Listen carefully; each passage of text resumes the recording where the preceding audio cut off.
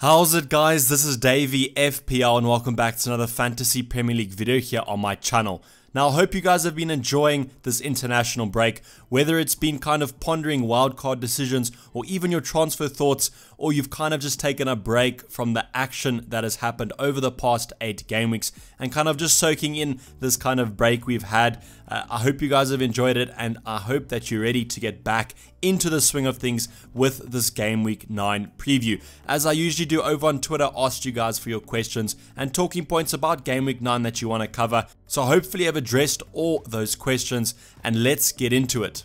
So firstly, the wildcard draft is not going to be included into this video, as I made a specially assigned video just for this topic.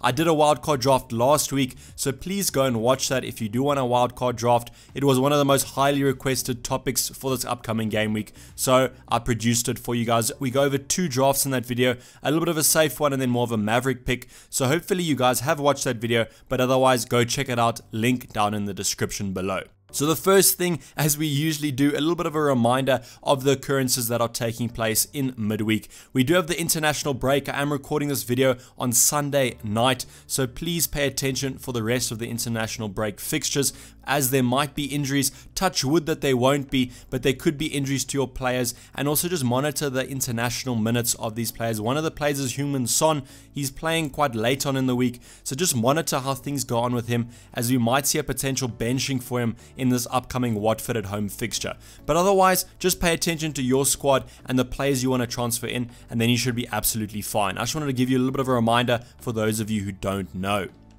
Now, with the watch list for this upcoming game week, a little bit of a strange occurrence. We have seen no change in my watch list. I know all 3 players didn't have the particularly great game week 8, but they still remain on the top of my watch list for upcoming game week 9. The players, you all know them. Tomori from Chelsea comes in at 4.7 now, risen in price. Fun fact, all of these players have basically risen in price by 0.2 million. So if you did get them in for game week 8, you would have had a little bit of a nice price rise there, and you would have been able to sell them for profit. But with Tomori, still comes in at a relatively decent price for a potential top 6 defense. 4.7 million. I know he didn't keep a clean sheet against Southampton, but I always thought that Southampton would be scoring away, so my expectations for him weren't that high. He has still kept the same stats from last time we spoke about him, with 0 assists but 1 a goal. I don't think he's going to be offering that much attacking threat. If you did watch his goal, it was a little bit of a fluke goal in my opinion, but I think that he still could offer some clean sheet threat, and if Chelsea kind of shore up the defense a little bit, we could be looking at him. He has played every single minute since coming back into that side, and I don't think he's going to be going anywhere. My one worry with Tomori, and specifically Chelsea in general, is that Kante has again gotten injured on international duty, and I think if Kante doesn't play, they are defensively unsure, and I think that he definitely helps them defensively overall. So if Kante's out of the squad, it hinders my kind of a view on Tomori a little bit, as I don't think he's going to be keeping that many clean sheets in the foreseeable future. The next player to talk about is Pereira. Comes in at 6.2 million, 0 assists, 2 goals, but he's played every single minute. And with Tomori, he did have a fixture against Liverpool, so as I said, like Tomori, I can kind of give him this game week to kind of not fulfill my expectations. But for the upcoming game weeks, I think that he's going to be doing quite well, and I think that he might be worth this extra kind of 1.5 million on the other Leicester defenders, as he does have a lot of attacking threat. As I said, against Liverpool, they didn't really do much, so Pereira wasn't getting that forward as much as he usually does, but with their upcoming fixture list, I'm pretty sure that he's going to be getting in some forward positions, and I think that he'll be producing some attacking threat and hopefully some defensive threat as well. Now, the last player on my watch list is Riyad Mahrez. Came into the kind of watch list last game week, as he's seen a little bit of consistency in his minutes played, and he's also doing quite well with the assists and goals. 5 assists and 2 goals over his 457 minutes. I know last game week was kind of a downer. He came off on the 59th minute, so a little bit of a shout out to FPL General there. If you do watch his 59th minute podcast, he would have a special mention for Riyad Mahrez. But it's a little bit worrying to see that he was rotated and substituted when Man City were kind of chasing the game. So I just think that this is a potential watch list, as if Bernardo Silva does come off suspended from that tweet, we could be looking at Mahrez getting a consistent amount of minutes yet again. As with City, there's always some rotation, but with Riyad Mahrez's price of 8.7 million, it's kind of worth taking a punt on him in my opinion. But enough for the watch list, let's get into some of the questions. So the number one question was what to do with Norwich. In specific, Pukki to Wilson for a hit. A lot of you want to kind of make this move. Right off the bat, Pukki to Wilson for a hit, I'm perfectly fine with. I think that move is good. If it was for someone other than Wilson, we might see some variation there. If it was for someone like Tammy Abraham, that's 100% do it. But for Wilson, he's shown consistency over the season. That's fine in my opinion. With my own team, I can't really upgrade Pukki to Wilson without taking quite a big hit, as I will have to downgrade and find some money. So my option would probably be Pukki to King, and I'm not too sure on that move. I think that it might be worth just maybe keeping Pukki for another game week. Bournemouth's defense, I know we've kind of been saying that they've been doing quite badly defensively, so hopefully Pukki and Cantor could do something in that game. With Cantor, personally, I think it's worth just holding on to him. There aren't many cheap alternatives. If you need the budget, then you can downgrade him, but otherwise I would just stick with the Norwich midfielder and kind of just hope for the best. But with Pukki, this forward department is absolutely on fire, so I would recommend transferring him out. For me, it was kind of a last chance against Aston Villa, and simply other fires have come up, which will see me keep Pukki for the next game week, but I do see myself transferring him out in the foreseeable future. So Pukki to Wilson for a hit, perfectly fine, but if you have to hold on for him, maybe one more game week and then we see how things are. But as I said with Aston Villa, last chance saloon kind of, and they blew it. They have shown that they've kind of dipped in form a lot. Pukki is still getting some good forward statistics, so he's looking quite good for maybe expected goals. But in FPL, expected goals kind of mean nothing, and if he's not getting the goods and those goals and assists, then he means nothing to our FPL teams. So definitely one to get rid of in my opinion. I think Norwich have hit a little bit of a slump in form, and I don't really see them picking it up with this kind of run of fixtures that they have. So the next question for the Wolves assets, in specific Jimenez, and my personal favorite of the Wolves asset is Jimenez. You could go for Traore, but I just think that Jimenez is maybe a more consistent option, and I think that this is just down to maybe Wolves doing well against Man City, that everyone's kind of focused on them. If you look at their stats, they're not that great, but the thing about Wolves is a lot of people have the memories from last season, and if they can hit that form, especially if Jimenez can hit that goal scoring form of last season, then we're looking at another gem. I know his price has increased from last season, but he still looks quite worth it if he does continue to get these goals and assists as he has been doing, especially in the past game week against Man City, did quite well.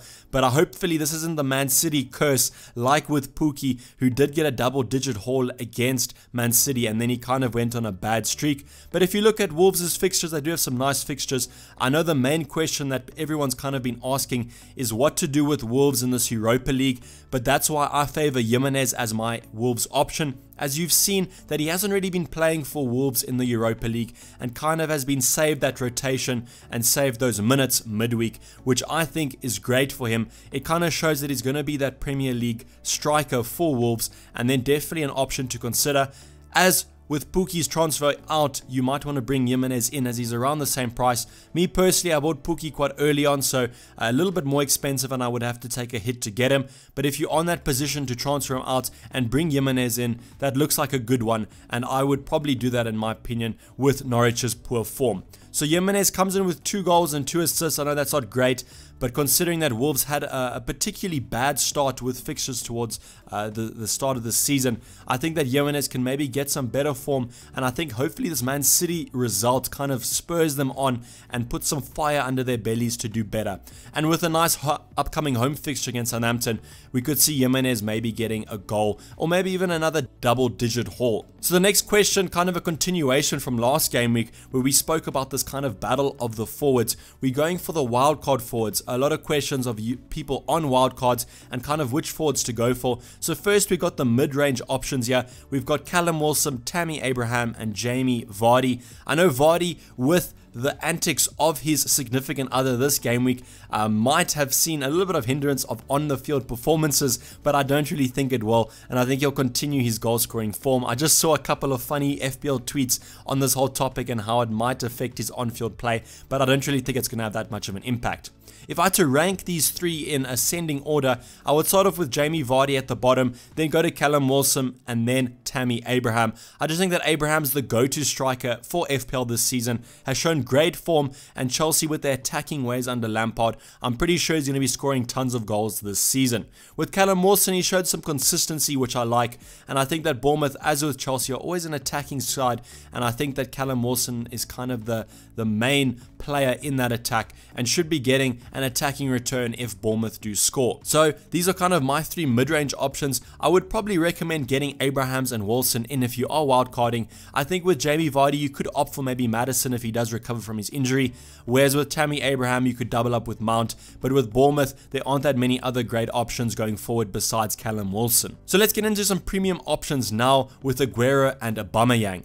As you can see with Aguero, 8 goals and 3 assists, playing a lot less minutes than Aubameyang, but has shown that he can get more FPL points, which is the reason that Aguero is so irresistible, is he's scored so many points with so much reduced minutes that it's insane how on form he can be and how many FPL points he has the potential to get. I mean, if he was guaranteed to start every single minute in the FPL season, I'm pretty sure that he would smash records left, right and center. But with this kind of rotation risk with Jesus and the fact that Jesus was injured for the past couple game weeks and Aguero still saw some rotation before that is kind of a worry for me. And with Aubameyang, 7 goals, 1 assist, not too shabby. The thing is, Lacazette might come back soon and then we could see Aubameyang shifted out wide, which I don't really like him as a winger. I think he's much better as a centre forward. But with these upcoming fixtures, as you can see on the right there, look absolutely amazing. Nice sea of green there for Aubameyang, and you can kind of take a punt on him for this nice run of fixtures and then kind of swap to Aguero if need be. But with the thing with Aguero, there are other Man City options that you could go for, whereas with Arsenal, I don't know if there's too many players that I would look past Aubameyang for.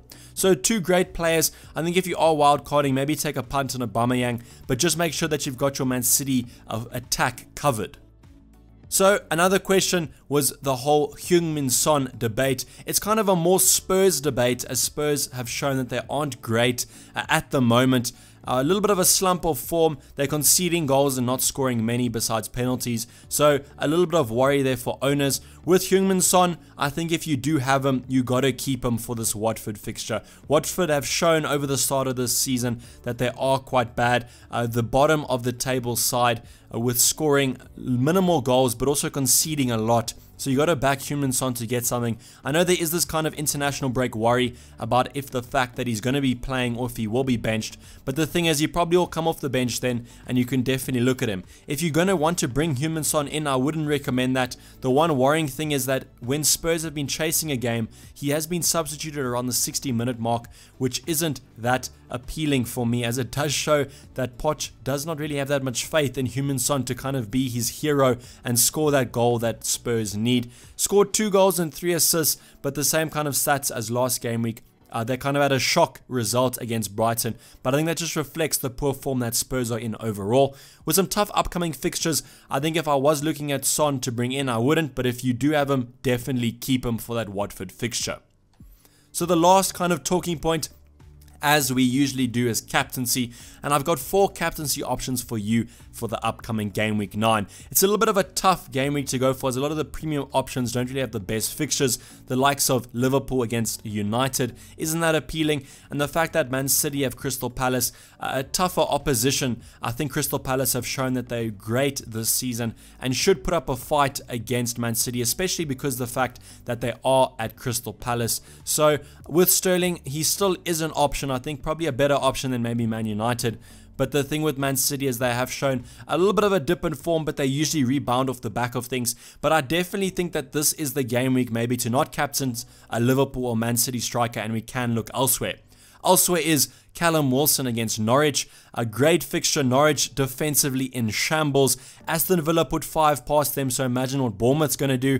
I know this is probably going to end as a 1-0 game since I said that, but definitely Callum Wilson with his consistency looks a good captaincy option. I don't have him in my squad, so I'll be looking at someone like Tammy Abraham against Newcastle at home.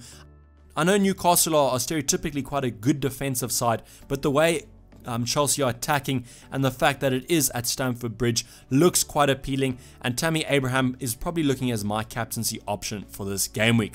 But I think that if you want to take a punt, you might as well do it on Spurs against Watford at home. I would go for Harry Kane as with HEUNG-MIN Son. We don't know if he will be starting or rotated, whereas Kane will always start, Pochettino's main man. I know that he's been scoring quite a couple penalties and not that many free-flowing goals, but I think if you want to kind of take a differential punt, go for Kane. Arguably the best fixture this game week along with Bournemouth against Norwich. So take a punt, maybe a little bit of a differential there.